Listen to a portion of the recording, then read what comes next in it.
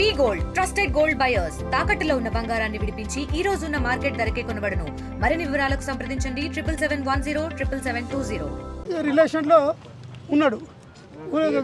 ఇప్పుడు 4 సంవత్సరాల నుండి వాళ్ళు సపరేట్గా రూమ్ తీసుకొని ఉంటున్నారు. ఇక ఎప్పుడూ గొడవలు పడుతూనే ఉన్నారు. ఇక ఇట్లా గొడవలు పడి మొన్న 26 నాడు మా కూతురు నానా నేను ఆయనతో ఉండలేను, నువ్వు వచ్చేసి రూమ్కు మాట్లాడటానికి అని చెప్పింది. నేను యూనివర్సిటీకి నేను వెళ్ళిపోతా డ్యూటీకి, నువ్వు వచ్చి పూర్ణచంద్రతో మాట్లాడమని అంటే నేను అన్నా నేను సింగిల్గా మాట్లాడినామా, నువ్వు ఉండు మీ ఇద్దరితో కలిసి నేను మాట్లాడతా అని చెప్పి ఇంటికి వచ్చేసి కూతురుతో ముందు మాట్లాడితే నాన్న ఇక నేను ఉండను కరెక్ట్గా నిర్ణయం చేసేసుకున్నా, మళ్ళీ నువ్వు ఆయనతో మాట్లాడేటప్పుడు మళ్ళీ నువ్వు అడ్జస్ట్ చేయడానికి నువ్వు ప్రయత్నం చేయొద్దు నాన్న అని అన్నది. సరే నీ ఇష్ట ప్రకారంగా నా అమ్మ అని చెప్పినాక ఈమెతో మాట్లాడిన తర్వాత ఆయనతో పూర్ణచంద్రతో నేను బయట కూర్చొని మాట్లాడినాము. ఆ టైంలో మా కూతురు కూడా వచ్చి కూర్చున్నది. నేను అతన్ని ఫస్ట్ టైం చూసిన. వీళ్ళ ఏది సంబంధాన్ని మేము అంగీకరించలేదు, మేము భార్యాభర్తలం అంగీకరించలేదు. అది అందుగురించి ఏంటంటే ఆయన ముఖం కూడా చూడలేదు గతంలో ఎన్నడు.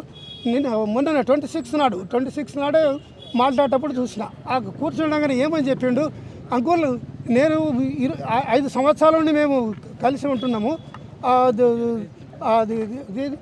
మేము కలిసి ఉంటున్నప్పటికీ కూడా ఏంటంటే మధ్యలో గొడవలు అవుతూ ఉన్నాయి, ఇక ఇప్పుడు మేము కలిసి ఉండలేము అని చెప్పిండు. ఏ రకమైన గొడవ జరుగుతుంది, ఏ రకమైన గొడవలు చేస్తున్నది, ఇక వాళ్ళు ఏం గొడవలు చేసుకుంటున్నారో మనకు అర్థం కావు, చెప్పరు మనకు.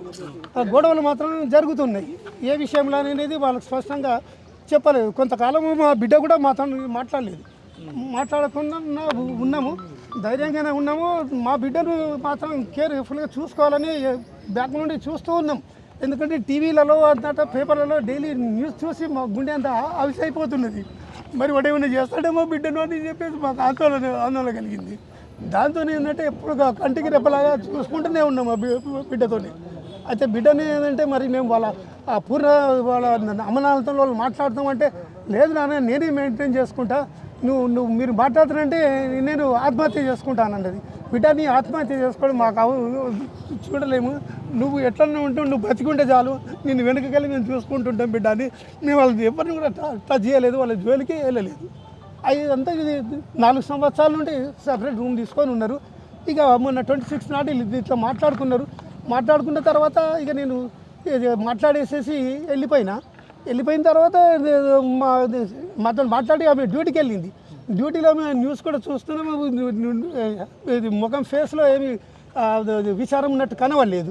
మళ్ళీ నేను మా మనవరాల్ని కూడా అడిగిన, బిడ్డ ఎట్లా ఉన్నది అమ్మానని అడిగితే అమ్మ హ్యాపీగానే ఉన్నది తాతయ్య, ఇక వాని పీడ విరుగుడు అయిపోయింది అని అనేది పాప కూడా అన్నది. ఇక మళ్ళీ నిన్న మార్నింగ్ పాపను స్కూల్కి పంపించిన తర్వాత ఈమె డ్యూటీకి పోతున్నదని అనుకున్నాను. నేను ఇంట్లో ఉంటానని నేను ఎక్స్పెక్ట్ చేయలేదు. డ్యూటీకి పోతుందని అనుకున్నాను. పాప అన్నది తాతయ్య నువ్వే వచ్చి తీసుకురా నన్ను స్కూల్కి వెళ్ళంటే నేనే పోయి 2:40కి నేనే స్కూల్కి వెళ్ళి పాపని ఇంటికి తీసుకొని వచ్చేసిన. ఇంటికి వచ్చే వరకు 4 అయింది. అయితే అప్పటికే నాకు టీఆర్ఎస్ భవన్ దగ్గర నుండి ఫోన్ వచ్చింది. ఆ టీఆర్ఎస్ భవన్లో నాకు షాప్ ఉన్నది, కండువాలది, బీఆర్ఎస్ కండువాల షాప్ ఉన్నది. కేసీఆర్ పార్టీ పెట్టిన రోజుల నుండి నేను షాప్ పెట్టిన. భవనం కట్టిన తర్వాత నాకు సపరేట్ రూమ్ ఇచ్చిండ్రు, ఇప్పటికీ నాకు ఉన్నది. అయితే అక్కడికి వెళ్ళి ఫోన్ రాగానే నేను పాపకు బేటా నేను ఆ కండువాలు ఇచ్చేసి వస్తాను, నువ్వు ఇంట్లో ఉండని చెప్పేసి రామ్నగర్లో ఇంటికాడ దింపేసి నేను వెళ్ళిపోయినా. వాళ్ళకి పోయి ఇచ్చేసి తిరిగి వచ్చే వరకు 6 అయింది. 6 కాగానే తాతయ్య నాకు స్టేషనరీ కావాలా, వాళ్ళ క్లాస్మేట్ది క్లోజ్ ఫ్రెండ్ది 29th నాడు బర్త్డే ఉన్నది, తాతయ్య నాకు బర్త్డే గిఫ్ట్లు కొనియాలంటే ఆమెను తీసుకొని తార్నాక అక్కడ పెద్ద బుక్ షాప్ ఉంటుంది తార్నాకలో బ్రిడ్జ్ దాటగానే అక్కడికి వెళ్ళి అవి కావాల్సిన మెటీరియల్ కొనిచ్చుకొని షాపు నుండి డైరెక్ట్గా ఇంటికి వచ్చేసినాం. ఇక అప్పటికే ఏంటంటే చాలా ఆలస్యమైతే అమ్మ ఇంట్లోనే ఉన్నది తాతయ్య అని అంటే నేను గేట్ దగ్గర దింపేసి బెటా నేను మళ్ళీ కలుస్తాను, మరి నాకు అర్జెంట్ పని ఉందని చెప్పేసి నేను వెళ్ళిన. కరెక్ట్గా నేను 8 o'clock దింపిన. అక్కడ నేను కొద్దిగా దూరం పోగానే కొద్దిగా దూరం పోగిన ఒక 15 నిమిషాలకు నాకు మళ్ళీ పాప నాకు మళ్ళీ వస్తుంది పాప నాకు మళ్ళీ ఫోన్ చేసింది. ఫోన్ తాతయ్య అమ్మ డోర్ తీస్తలేదు అని చెప్పింది. చెప్పగానే ఏంటంటే నువ్వు వెనుకకు రా తాతయ్య అనగానే వెనుకకు వచ్చినా నేను వచ్చాక 8:30 అయింది. అప్పటికే అంటే నేను వచ్చే వరకే కింద ఉండే వాచ్మెన్ వాళ్ళు పైకి వచ్చిండ్రు. పైకి వచ్చిన తర్వాత వాళ్ళు దొబ్బుతే ట్రై చేయలేదు. కాకుండా ఉంటే 2 యువకులు ఉంటే అట్లనే రెంట్కుండే వాళ్ళని పిలిస్తే వాళ్ళు వచ్చి డోర్ను బలంగా గుద్దితే లోపల బోల్టు ఇరిగిపోయి డోర్ తెరుచుకునేది. డోర్ తెరుచుకునే వాళ్ళు బయటకు వెళ్ళి అవి లోపల డోర్ పెట్టుకోలేదు. బయటకు వెళ్ళి చూడగానే శవం వేలాడుతున్నది అని వాళ్ళు భయానికి బయట ఉన్నారు. అప్పటికే నేను 8:30కి నేను కరెక్ట్గా వచ్చినా నేను పోగానే చూసే వరకు శవం వేలాడుతున్నది.